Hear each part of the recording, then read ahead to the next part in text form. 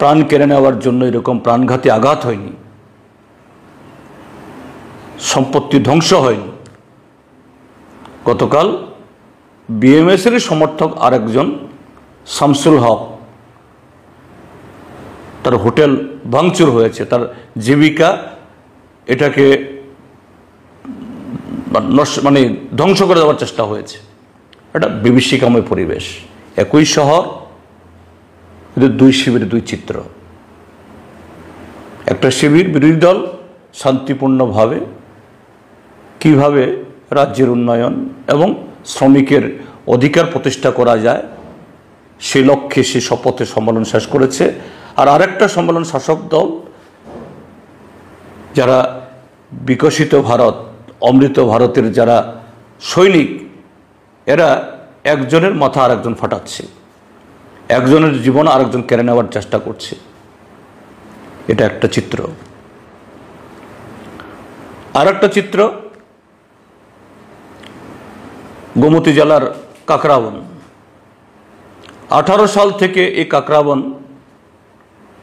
সেখানে বামপন্থীরা নিষিদ্ধ।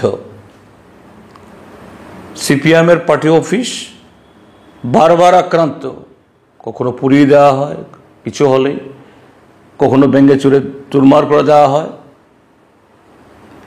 ক্ষতবিক্ষত অবস্থা এখনো। তো সামনে 9ই জুলাই আমাদের দেশের কেন্দ্রীয় ট্রেড ইউনিয়ন সমূহ তারা বন্ধ ডেকেছে। এই বন্ধ উপলক্ষে তারা একটা প্রচার কর্মসূচি করবে কাকরাবনে। কাকরাবনে বহুদিন আমাদের কোনো কর্মসূচি করা যায় না, করতে দেওয়া হয় না। এসপির কাছ থেকে পারমিশন নিয়ে গতকাল সেখানে একটা এরকম সংক্ষিপ্ত কর্মসূচি হবে। সে নির্দেশিকা যখন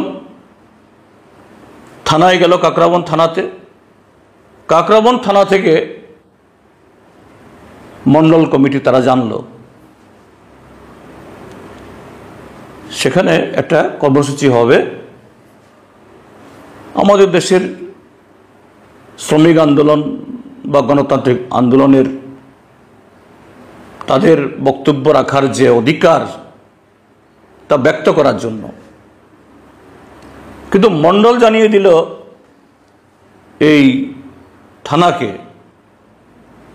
যে না, এখানে করা যাবে না, করতে দেওয়া হবে না।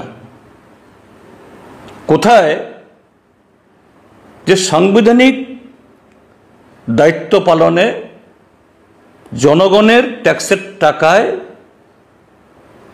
বেতন নিয়ে যে আরক্ষা দপ্তর মানুষের অধিকার রক্ষায় নিয়োজিত, তারা এই গণতান্ত্রিক অধিকার রক্ষায় তার ভূমিকা গ্রহণ করবেন।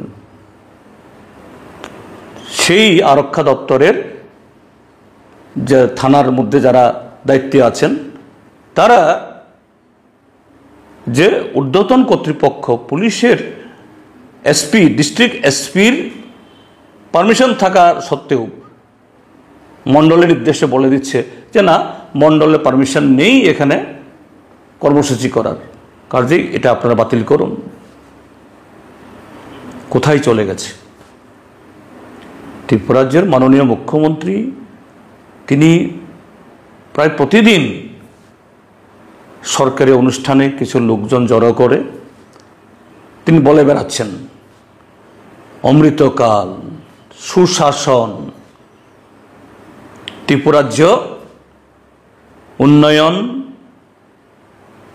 শুধু পরিকাঠামোগত না, যে শিক্ষা, স্বাস্থ্য, সংস্কৃতি, সামাজিক সমস্ত দিক থেকে যে অন্য পর্যায়ে চলে যাচ্ছে। আমি শুধু গতকাল মানে হলো জুন মাসের 29 তারিখ, এই 29 তারিখ উত্তর ত্রিপুরার ধর্মনগরের একটা চিত্র, আর ঊনকোটি জেলার গোমতী জেলার কাকরাবন চিত্র তুলে ধরলাম। এই নয় যে গতকাল শুধু এই দুটো ঘটনা ঘটেছে, এইভাবে যে প্রতি পদে পদে মানুষের গণতান্ত্রিক অধিকার, এই যে কদিন আগে এই 25শে জুন যে 1975 ইংরেজিতে আভ্যন্তরীণ জরুরি অবস্থা জারির 50 বছর পূর্তি উপলক্ষে বিজেপি প্রোগ্রাম করেছে। তার পরদিন আমরা টাউন হলে আমরাও প্রোগ্রাম করেছি। আমাদের বক্তব্য কি, হ্যাঁ 1975 ইংরাজির সেদিনটা, এটা আমাদের স্বাধীনতার পর আমাদের দেশের গণতান্ত্রিক ইতিহাসের একটা কালো স্পট। তা থেকে কংগ্রেস দলও শিক্ষা নিয়েছে, শাস্তিও পেয়েছে।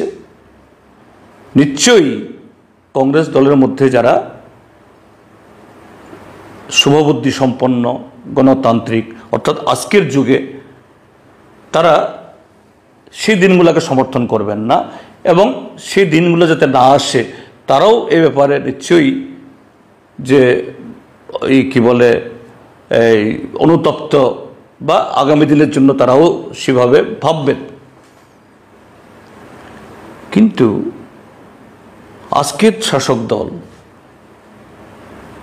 যে গ্যাজেট নোটিফিকেশন করে সরকারিভাবে সারা দেশে যারা সংবিধান হত্যা দিবস হিসাবে 25শে ডিসেম্বরকে উদযাপন করছেন, প্রতিপালন করছেন, তাদের কাছে বলবো যে আপনারা তো প্রতিদিনই সংবিধান হত্যা করছেন, প্রতিদিনই গণতন্ত্র হত্যা করছেন। আপনাদের দলে শুধু জনগণের অধিকার আপনারা হরণ করছেন না, নিজেদের দলেরও।